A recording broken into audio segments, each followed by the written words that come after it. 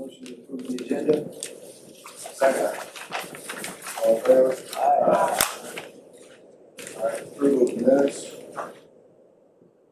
We have our minutes from our last meeting in the packet, if there's no discussion, motion to approve those. So moved. Second. Do I need to do second? Yes.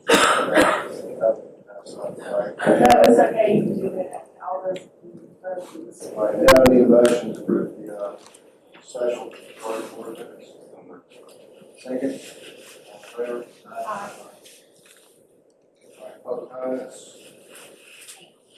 One or two people. Ms. McPheeters? Mr. Branchard? Yeah. Would you come up to the podium, Sure. let us know where you live and 4 or 5 minutes. Time limits 4 minutes, please. I appreciate that. How's everybody doing this morning? Good. Good, I'm happy to hear that. Everybody hear me all right? Yes. Thank you all for Say your name and address, please. name and address. Luke Branshaw, Luke. Address is 4121 Lockwood Drive. And I'm in the Allendale neighborhood. So one, I appreciate you hearing everything out. I just wanted to talk on behalf of my neighborhood. We have a really healthy mix of a community there. Like there's people, someone who walk by every day, Collins, who's been there, Vietnam vet for 40 years. But also like my wife and I, we have people who are younger, trying to start some families. And recently, well, I'm sure everybody has similar concerns. A lot of the wells have been contaminated with PFAs from, I think it's pronounced chemours. And all I'm looking for is just to save my voice on both from the older generation who's been there for 40 years to people who are starting families like my wife and I, only been there for 1 year. I think having this extension, I know you have a lot of selections on your hand, but this is going to do really well for both the old and new of what Bloomington's coming to. And I just wanted to state that the health of some of the families that we've had, I really appreciate any considerations that you have for it. That's all I have. Thank you. Thank you very much. Can we ask a question? Yeah, please. Just real quick, your house is on a well. It is. You know, it's a shallow well or a deep well? I actually don't know that. So first time homeowner, I'm learning newer terms every single day. I don't know that. Good luck with that. Yeah, I appreciate you. Thank you so much.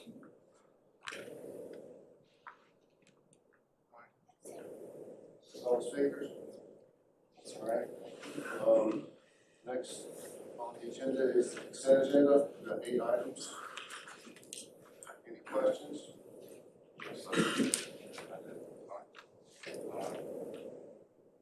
First item is such, it's only one bid I see for one. And several efforts of getting additional bids.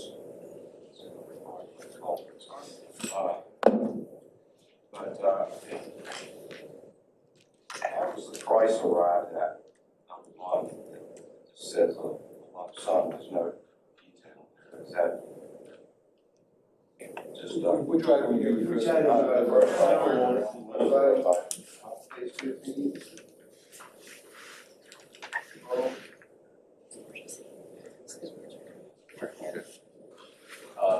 That,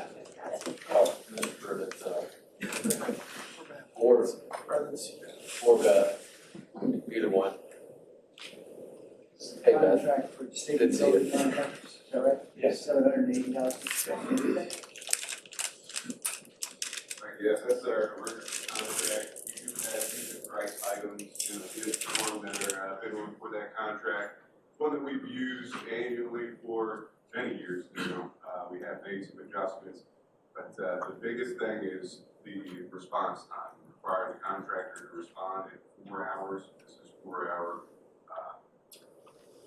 repairs that go beyond the capabilities or the scheduling of our crews. So this is when we are really in a bind, need an immediate fix. We don't know exactly what those repairs are gonna be, so we do our best to cover a broad range with the unit price items. We have those, by crew size, by different positions such as superintendents, crew foreman, laborers. We have different unit price for each personnel item. We have different equipment listed, broken out. And then we also have the crew items broken down by depth range. So we have a relatively long list of bid items that are based on unit prices. Yeah. Well, I understand the concepts of the contract, but I was just, so is this included materials? We provide materials as often as we can, so we do include in the contract our ability to provide materials. If we are unable to provide the materials, then we have a provision in the contract to allow the contractor to supply them with a 5% markup. Just, I'm just kind of curious to see a nice rounded number like that, you know. Good. That is a bit unusual. We haven't seen it quite that rounded before. It worked out that way.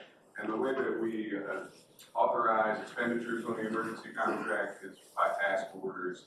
But we don't commit to spending that total amount. We often do use the majority of it depends on the year, it depends on the responses that we have. But the round number is a little unusual. It's all kind of that. Any other questions? All right. So, can I add, I look at it, as like a retainer. This is a pain in the neck contract. Sure.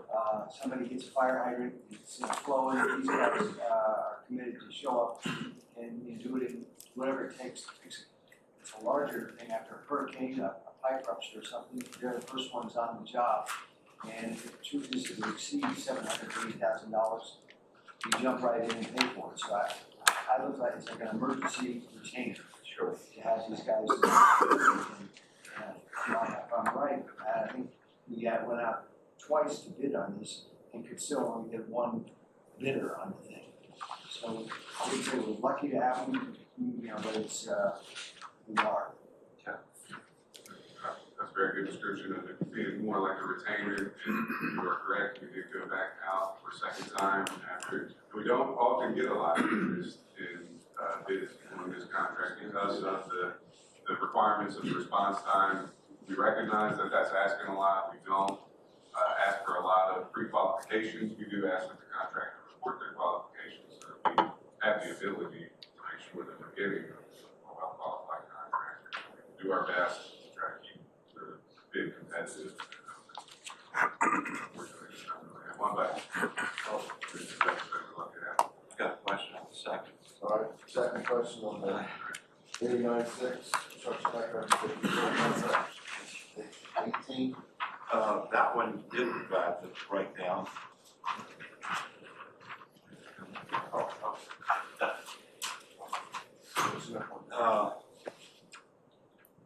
Some of these,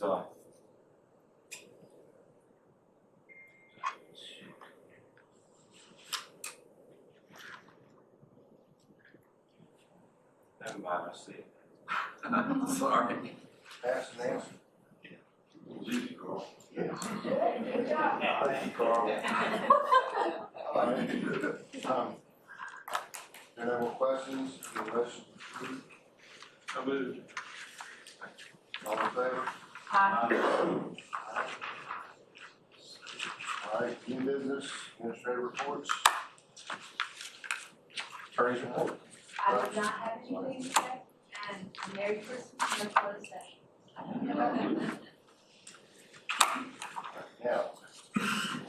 The key indicators report, the safety report, environmental report, and the strategic plan update are included in your packet. I did want to point out a change to the key indicators report based on a recommendation from the Sustainability Committee. Staff has included 3 new metrics related to affordability. The first is on page 127 of your packet, and it is our official affordability metric. And it basically measures the extent to which the cost of COQA services are impacting our customers' ability to pay for other essential needs. That's consistent with our adopted definition of affordability. Our next metric on page 128 is a chart that shows the amount of customer assistance that has been applied to customer accounts in a given month. And the next one on page 129 is a look at residential disconnections. It shows the number of residential disconnections that occurred in a given month, with a breakdown, a further breakdown of those disconnections in terms of the time it took those customers to reconnect.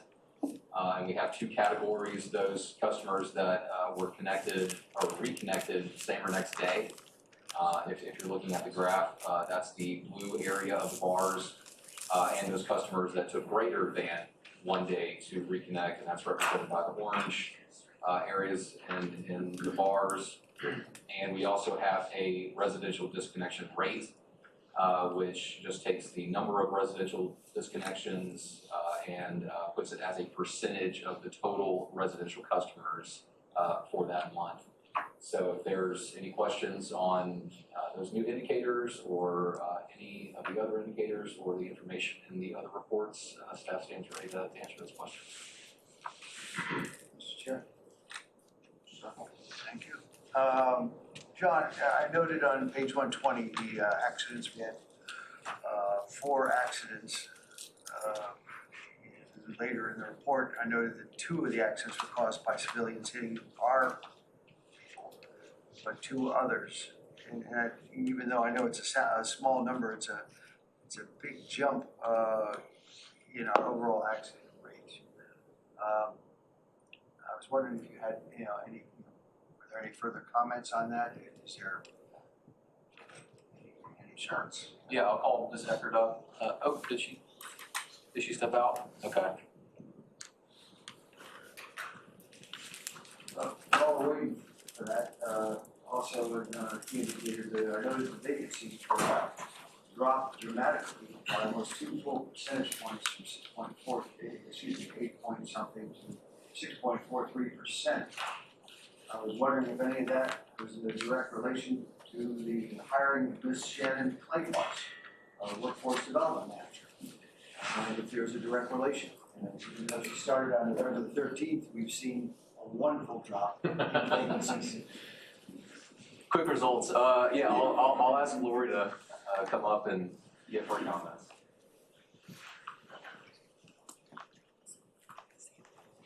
Thank you for pointing that out. We were very excited to see that number decrease as well. So we are excited to have Ms. Clayfoss join our team. Really, for those of you that have not met her yet, you'll have the opportunity. I'm sure we're very soon.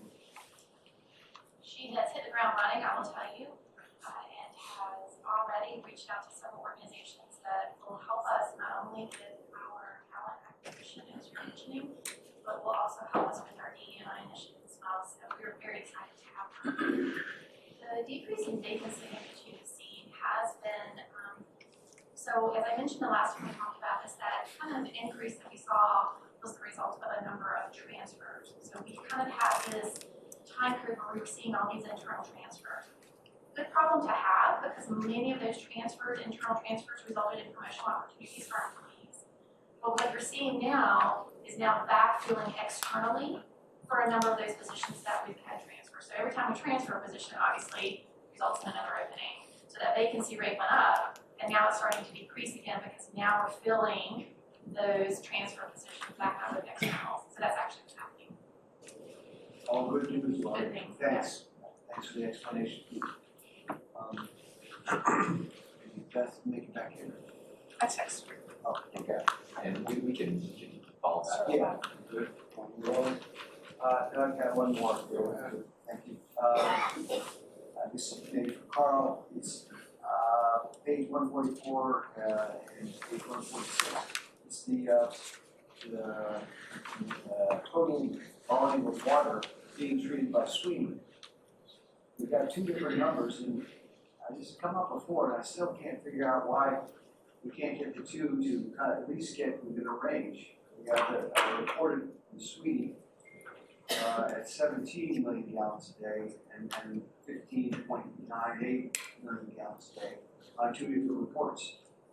Why is there such that's over 1 million gallons a day variance? Why, which one's right, I guess, Carl? Without looking at it, but I believe the two report on different time periods. The one with the key or in the with the blue and orange Yeah. is running 1 month behind because the whole report was a month prior. But then the report, the next one that shows the flows for all the plants, with the bar chart that is nicely done in Christmas colors, is for the current month. That includes the current month. So there's a little discrepancy there, but it is more from a overall report. Period. Yes, I get it. Report period, and trying to stay consistent in one report, if it's reporting for the month of October, then all the numbers are flowed. But we do have the current month shown in the other. So, Okay, yeah, just it's requires saying that. 2 different months, very good. Thanks. All right. That's here. Well, pick up on it later, it's all right. I just wanted to before, we'll talk. Sorry. Mr. Chair? Sure. So if I could, going back to, I just wanted to tell Bill, who was not here when we started, we passed those 3 new slides about disconnections and affordability and assistance. Just to give you a quick backstory. 2 years ago, we passed a resolution to support getting ourselves to looking for ways to assist our customers. We cannot set up our own assistance program for people who have fallen on hard times. And during the pandemic, obviously the issue of disconnections and payments was a big issue for us.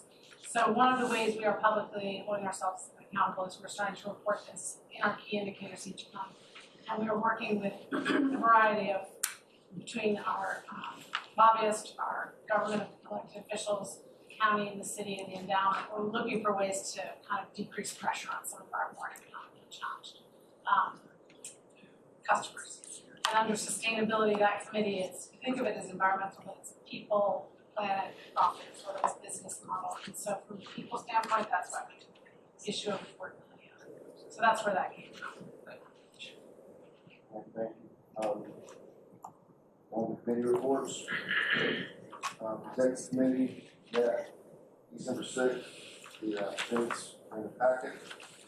I was going to introduce Shannon Claybos, workforce field manager, but Bob is on the thunder. Stand up, Shannon. Stand up. What did you introduce her? Yeah.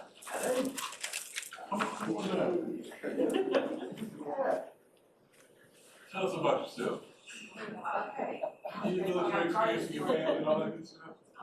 So Shannon Claybos lived here 3 years. My husband's ex-military, so it's brought us here as we retired here and settled in Wilmington. Basically, we lived in Virginia Beach, it was a little too big, and Beaver, South Carolina, well, it was way too small. So we love it here. My husband works down at Fort Fisher at the museum. We have our daughter who just moved down here. She's 24 years old and an engineer. And she moved down and just bought a house. So we have another one up in Albany.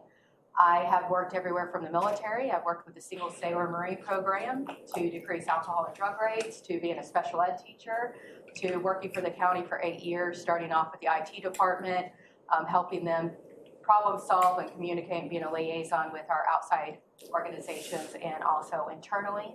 And moved to the auditor's office in HR and became more of a consultant for our county and how we were going to integrate with e-learning and those kind of issues. So now I'm here and I'm excited to get started. Welcome. Good day. Thank you. You guys have any questions? Could be a good impromptu speaker, now you know. Thank you. All right, law and committee did not meet. Finance committee met Decent 16, the enforcement package. John, one of the next. Yeah. All right. Let's do it. Easy, he does that, do this at the back of his hand. Just real quick.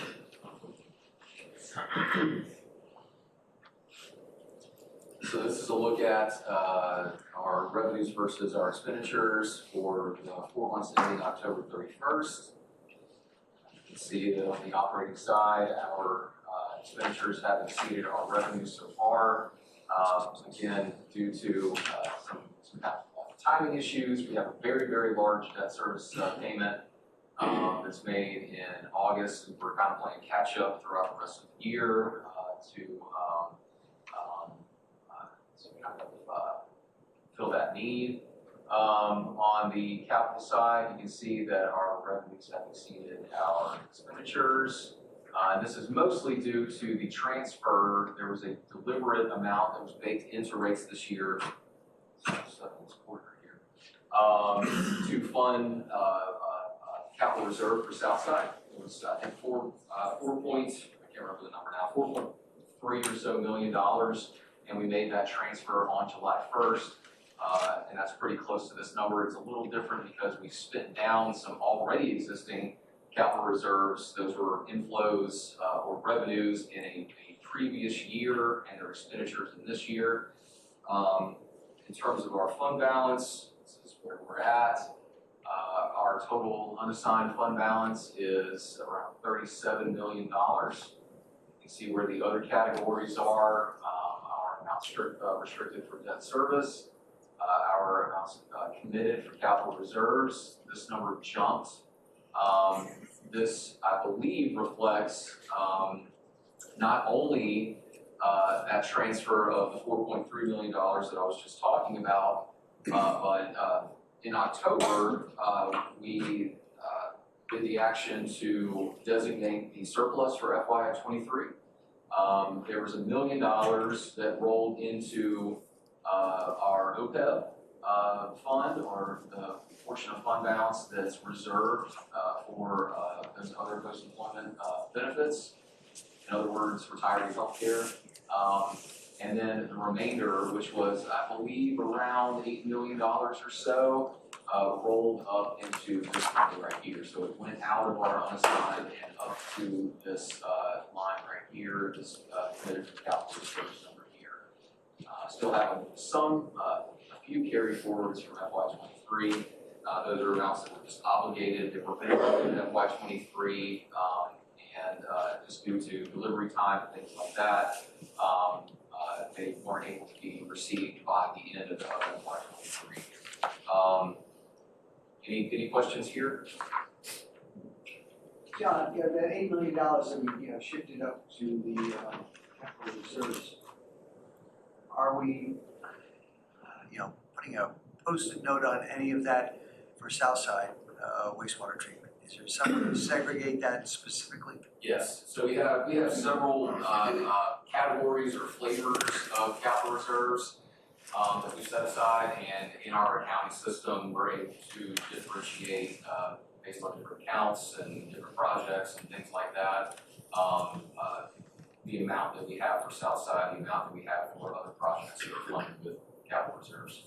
Yes, sir. So what's the Southside account up to at this point? I think, probably the majority of this, it's probably around $16 million or so. There's probably around $2 million in capital reserves that are for other items, but the vast majority of this $18 million is set aside for Southside. Would it be appropriate to call that out on a separate line item so that we can tally? It's been such a point, a focus of conversation for, I don't know, last 2 years, 3 years? 10 years. Love to see, sorry, 10 years. Yeah. So it'd be sweet if we could just, track that. Yeah. Yes, sir. We can certainly do that. We can break this out. Kind of show you what projects specifically those reserves kind of relate to. So, anything else? just to look at revenues, I know we didn't do this update last month. You can see we're 41.66% through the year. This is as of November, so we're 5/12 through the year.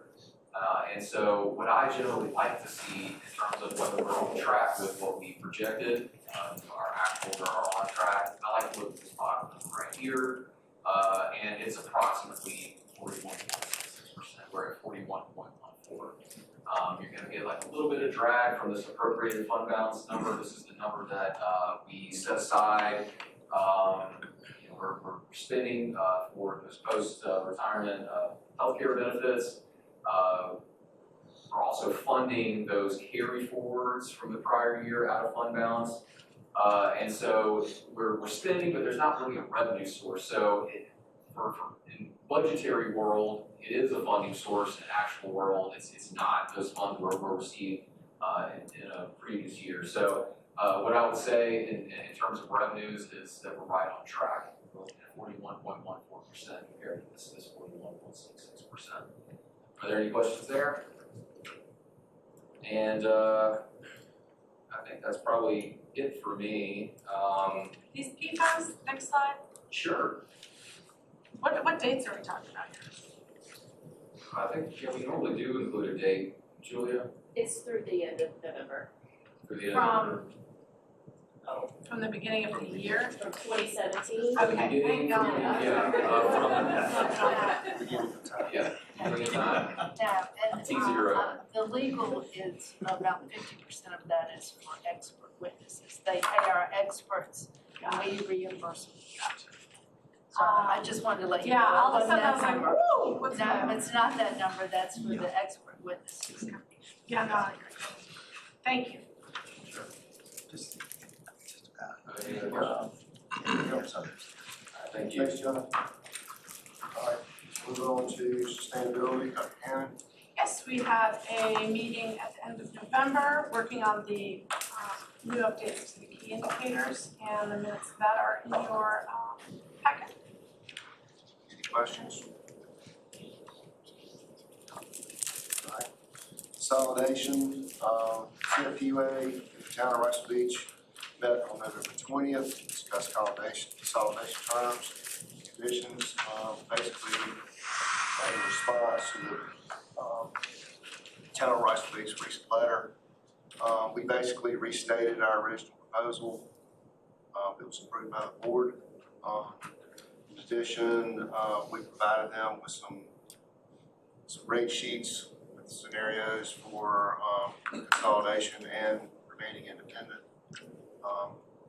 At that point in time, there's no formal response from Town of Rice Beach so far. They've engaged a financial consulting firm, Stantec, to help them with those rate models and also just understand some of the numbers in the proposal.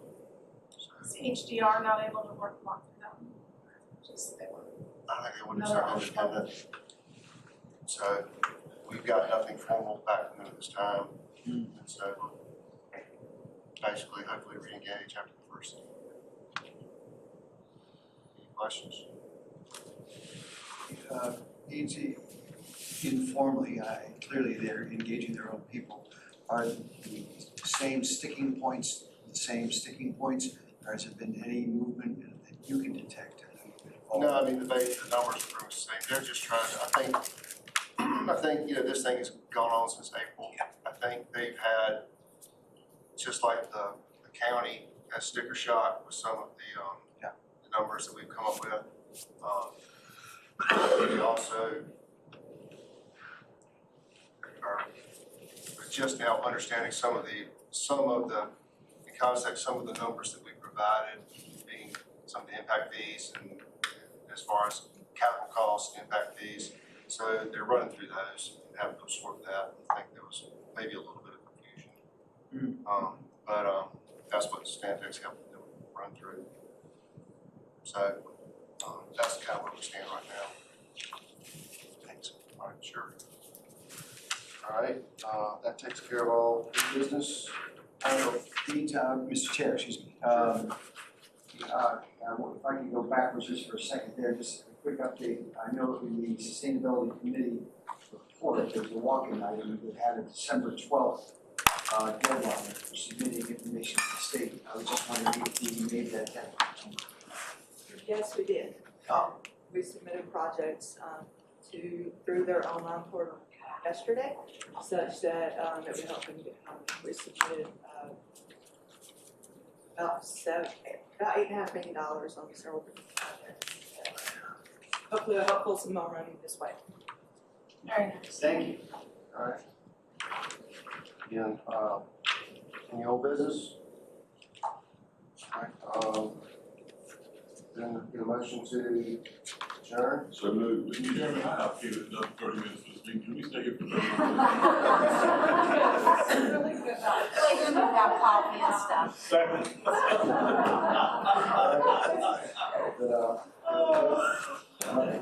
All in favor? Thank you, Mr. Chairman, good job.